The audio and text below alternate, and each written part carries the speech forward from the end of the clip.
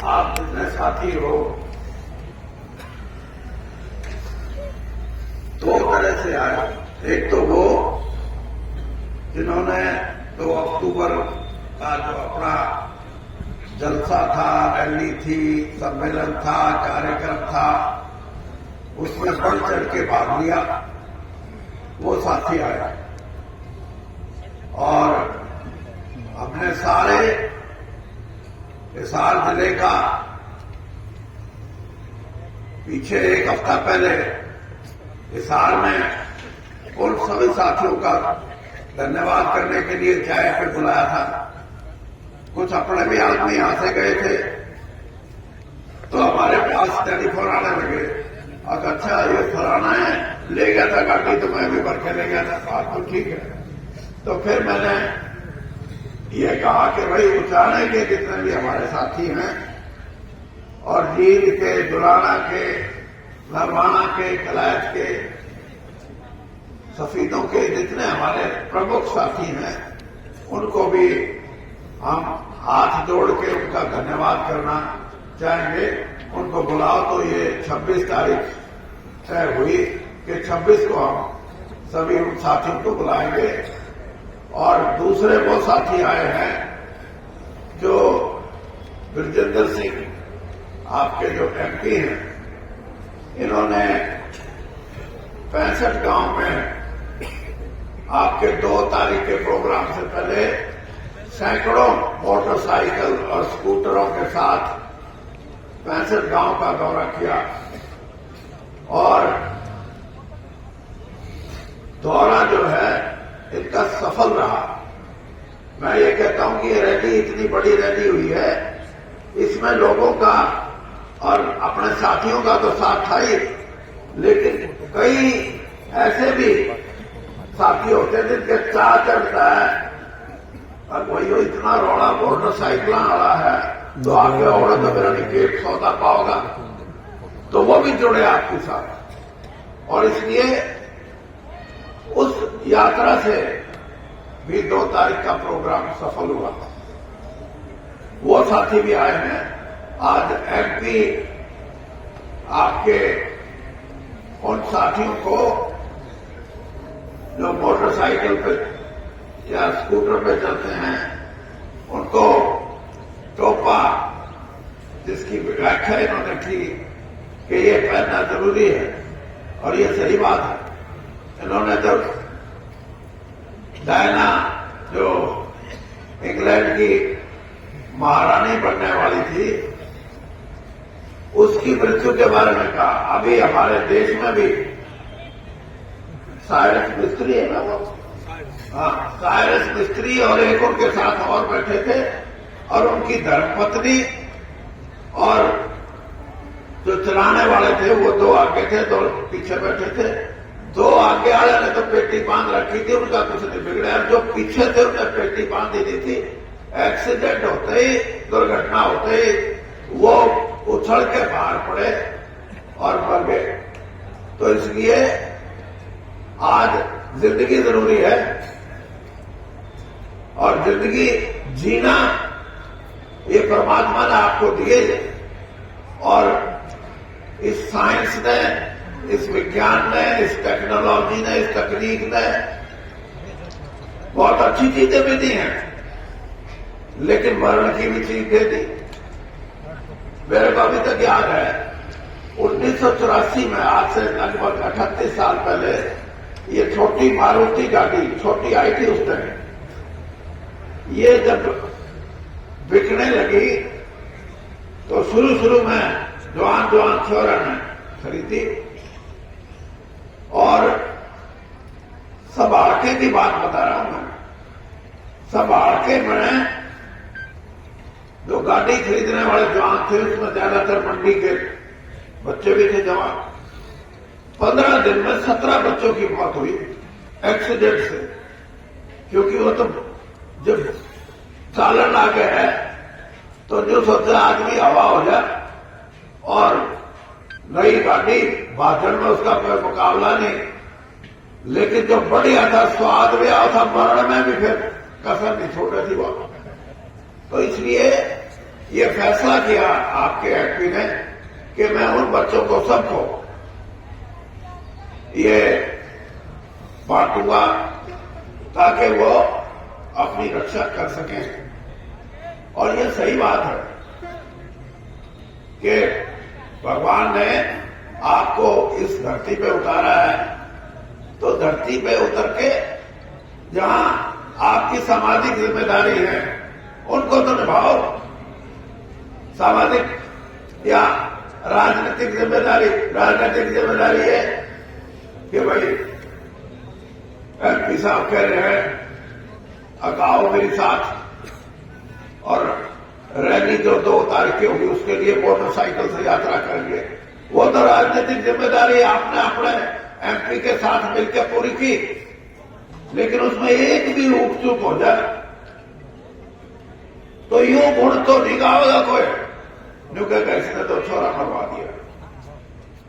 तो इसलिए अपनी जिंदगी बचानी बहुत जरूरी है। और जितने भी ये हेलमेट बांटेंगे ये आपकी भी जिम्मेदारी है कि इसका बांटने का मतलब यही नहीं है,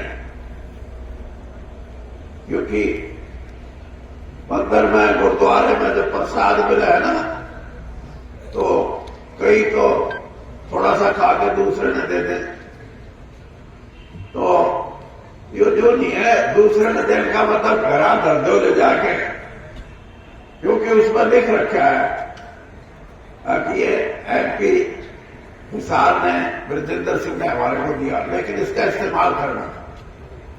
और भाई आप सही इस्तेमाल करोगे तो मैं सोच रहा हूं, मैंने एक बात कही थी,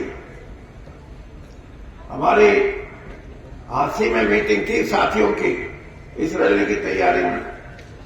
मैंने कहा इस देश के वैज्ञानिकों ने और इस देश के तकनीक के माहिर विद्वानों ने चांद पे अपना जो भेजा है चंद्रयान, मैंने कहा इसने सारी दुनिया में धूप मचा दी।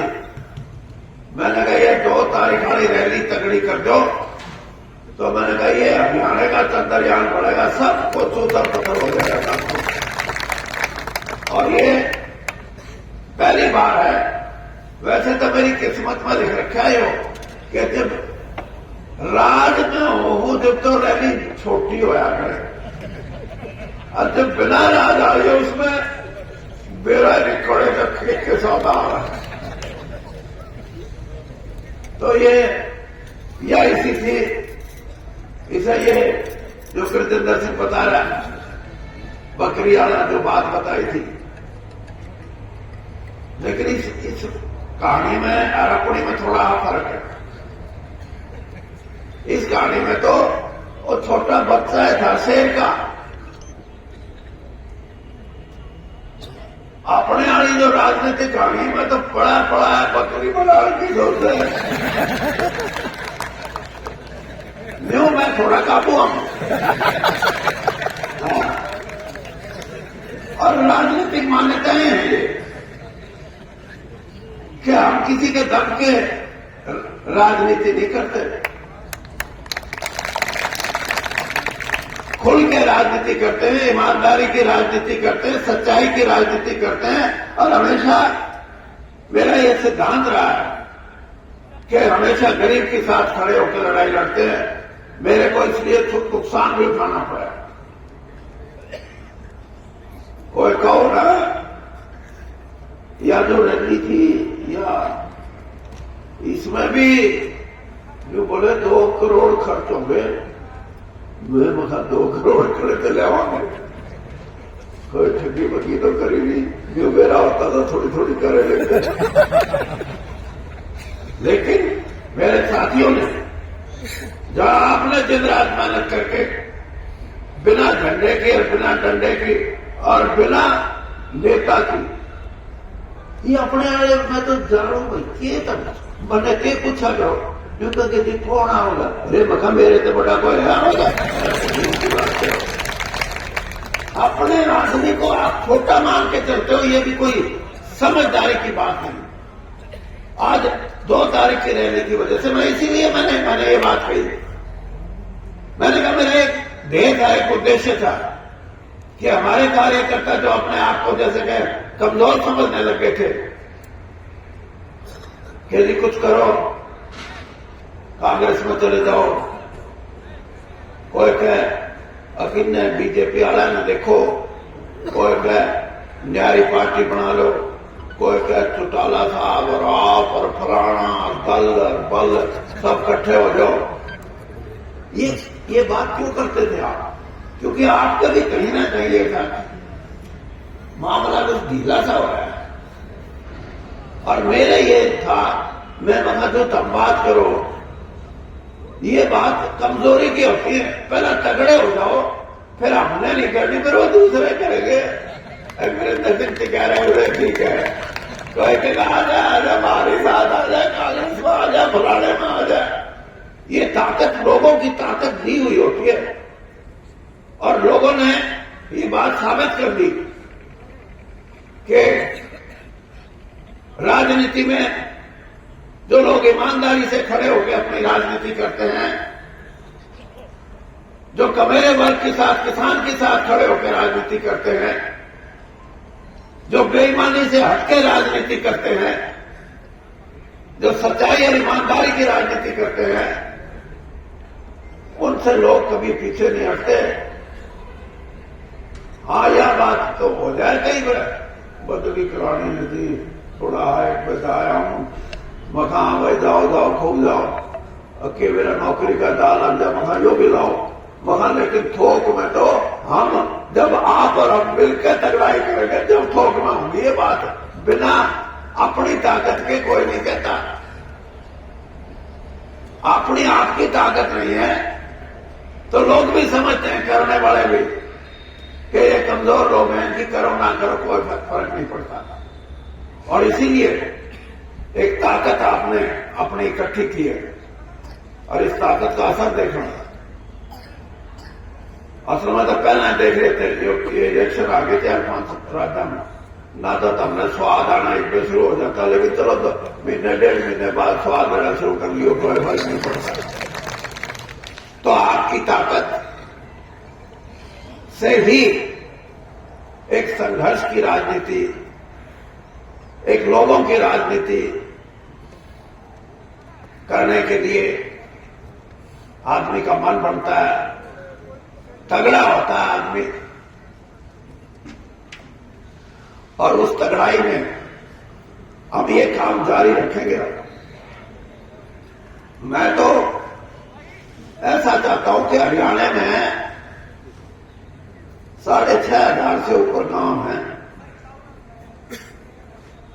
और ये जो ब्रजेंद्र सिंह ने बताया 65 गांव में ही जब ये गए हैं तो उसकी सुरसराहट हुई। मैंने थोड़ा सा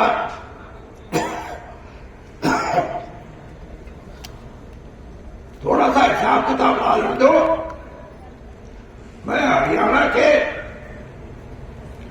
कम से कम जितने बड़े गांव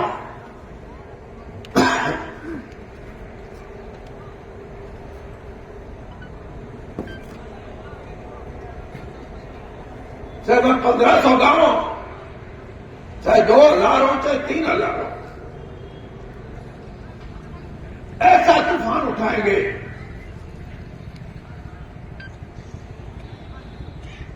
कि हर गांव में ये चर्चा बने कि राजनीति में सिर्फ वोट लेना, जीतना, राज बनाना, 5 साल राज करना ये जरूरी नहीं।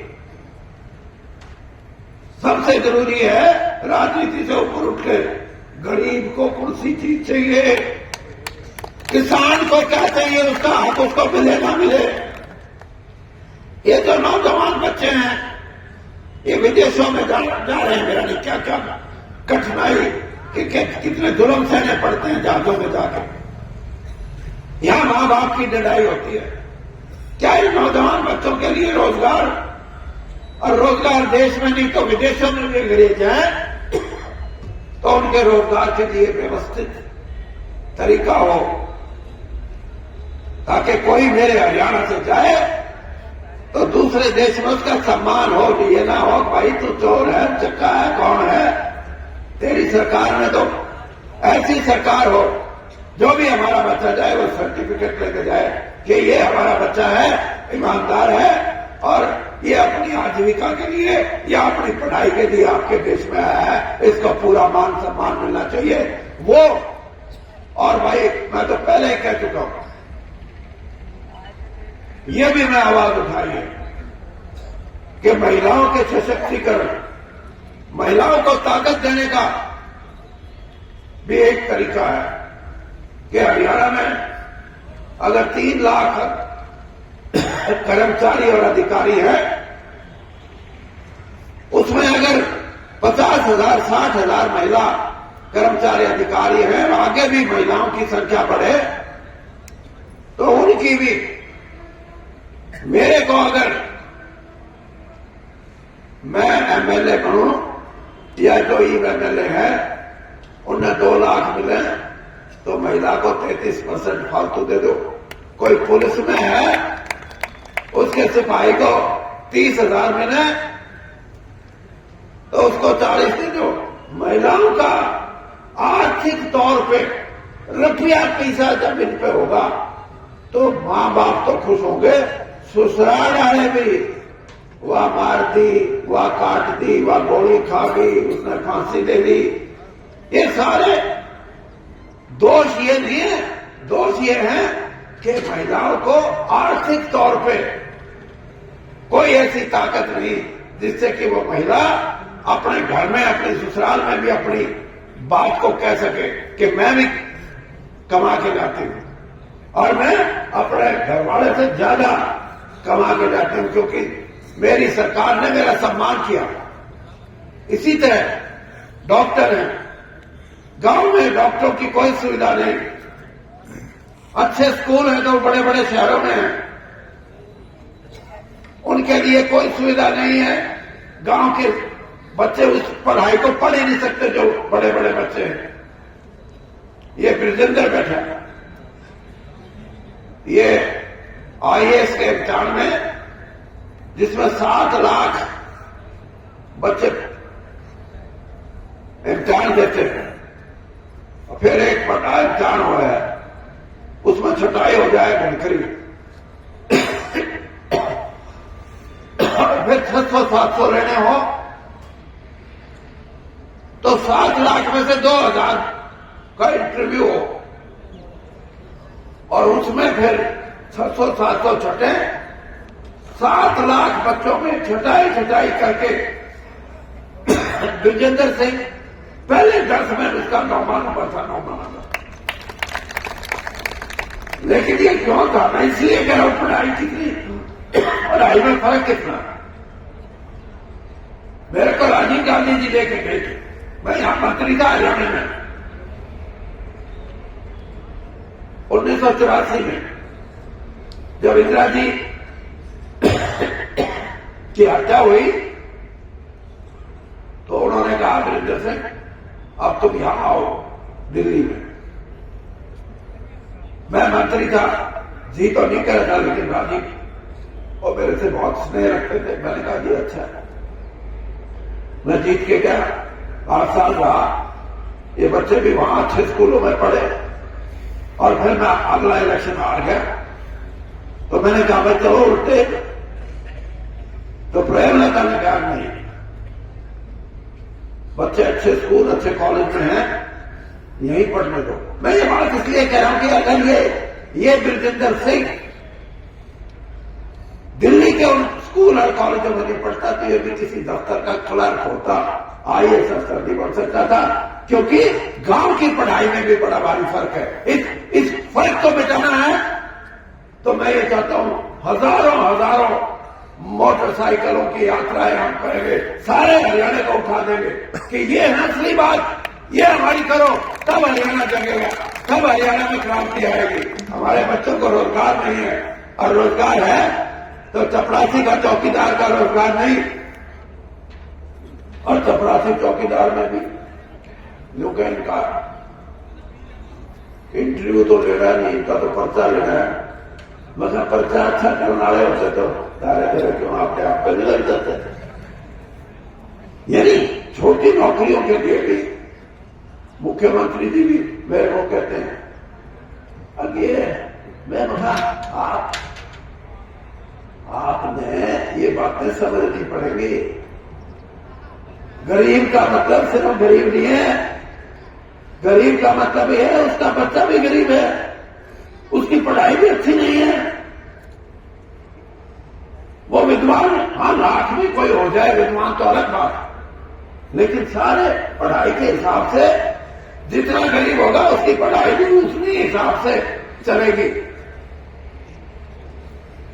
तो ये कुछ बातें हैं जो नई बात है जिनको आपने उठाया, और ये बातें ऐसी हैं कि हरियाणा के अंदर इन बातों के लिए हम आगे बढ़ेंगे। ये राजनीति से ऊपर उठ के हैं, क्योंकि मेरे को कहते थे अगर आप ये बिना झंडे की रैली क्यों करते? मैंने कहा मैं इसलिए करता हूं कि असली चीज तो देख लो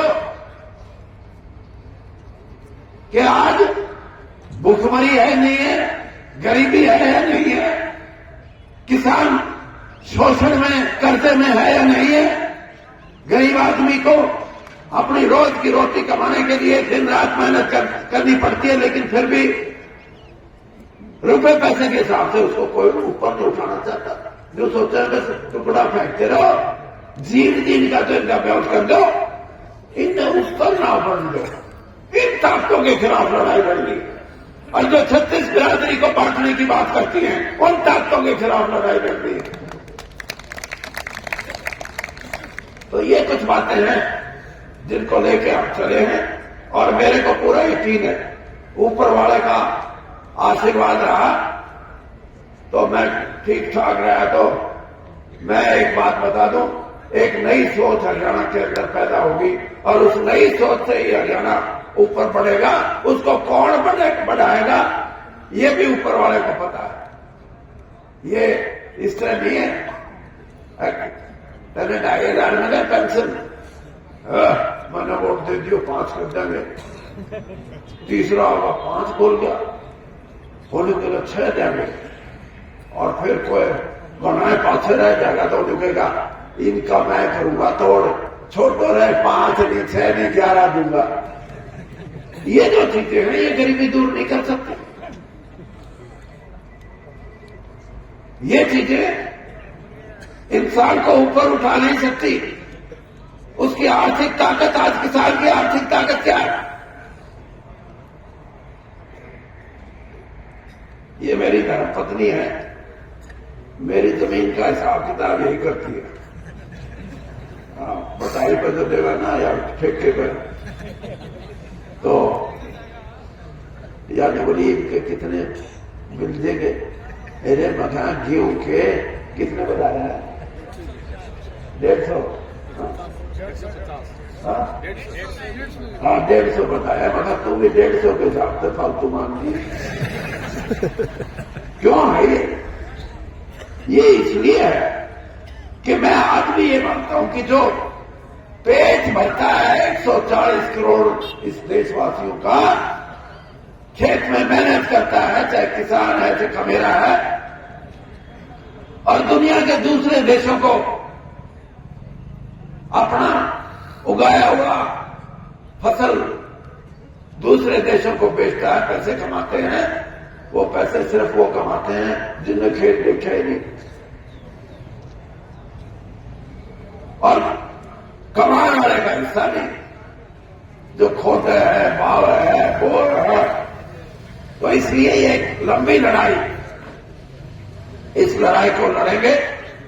और भाई आपको एक बात बताऊं, मेरी, क्योंकि मैं इसलिए कह रहा हूं कि आप लोगों का अगर साथ रहा तो देश की राजनीति में आपकी एक रैली ने जो मैंने कहा था कि पहले आप कहते थे न्यून जाओ, न्यून करो, फलाना करो, बीजेपी में दबाव दे दो, ये सारी बात एक रैली में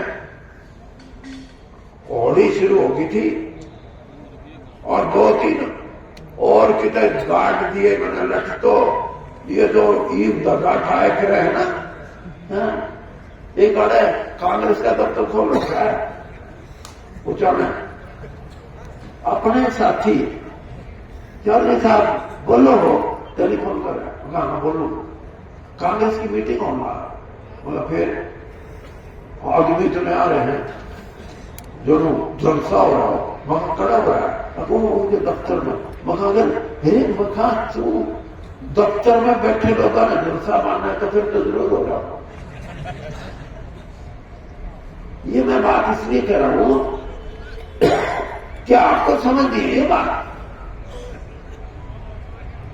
आपकी एक ताकत ने हरियाणा की राजनीति में ये सोचने पे मजबूर कर दिया कि सिर्फ एक दूसरे की टांग खींचने से एक 5,000 का, दूसरा 6,000 का, तीसरा 11,000 का, इस तरह हरियाणा नहीं चलेगा।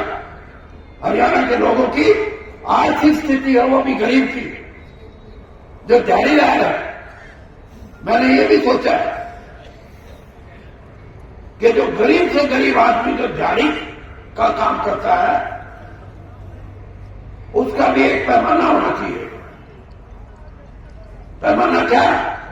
आज भाई जैसे किसी का भाई 750 रुपये से कम किसी चीज के भी 8 घंटे काम करने के, उससे कम कोई नहीं देगा। और एक साल में महंगाई बढ़ जाए तो सरकारी कर्मचारियों के तो कहे हमारे को 4% मिल गया, ये तो खुश। गरीब की भी कोई सोचिए, ये दिहाड़ीदार के भी कोई प्रतिशत है नहीं है, इस किसान की भी कोई प्रतिशत है नहीं है। मैं ये कहता हूं कि अगर ऐसी व्यवस्था हो जाए कि अगर महंगाई बढ़ती है तो उस 750 वाले की अगर महंगाई 10% बढ़ गई तो उसको 850 हो जाए, और अगली साल 10% बढ़ गई तो उसको 1,000 हो जाए। और भाई महंगाई घट जाए तो अच्छे लोग आ जाए तो फिर आप भी कैसे ना, अब भाई हाँ ये महंगाई घटी है, वैसे मांगे भी 50-100 घटा दो। ईमानदारी से काम होना चाहिए, बेईमानी से काम नहीं होना चाहिए। गरीब आदमी की आर्थिक अवस्था, इस किसान की, इस कमेरे वर्ग की अवस्था जब तक मजबूत नहीं होगी, चाहे देश कितनी बड़ी आर्थिक ताकत बढ़ जाओ। अभी कह रहे थे कि दुनिया की तीसरी बड़ी ताकत बन जाएगी 2-3 साल में। मैं कहता हूं बहुत अच्छी बात है, लेकिन वो पैसा सारा व्यापार करने वालों को या बड़े बड़े कारखाने लगाने वालों को, उन्हीं को फैला हुआ। तो हमारी आर्थिक ताकत का क्या लेना? आर्थिक ताकत बढ़े तो इस देश के 100 करोड़ ऐसे आदमी हैं जो किसान हैं, कमेरे हैं, उनकी बढ़ाओ, देखो देश कहां ऊपर जाता है। यह है। लेकिन तब भी कई बार मैं तो जानू तब भी जिसे हो ना दे रहे जो ने इस पर थोड़े से काम करा लेंगे, काम करा लेंगे, तारे से 2-4 के काम हो जाएंगे, लेकिन जो हजारों आदमी रोज मेहनत करते हैं उनका क्या होगा?